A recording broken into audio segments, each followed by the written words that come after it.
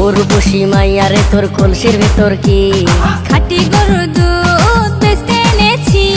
দে না একটু খাই, দামটা আগে চাই, আর দে না একটু খাই। দামটা আগে চাই, তোদের মতো ভিড় খাওয়াদের চেনে রেখেছি। উর্বশী মাইয়ারে তোর কলসির ভেতর কি খাঁটি গরুর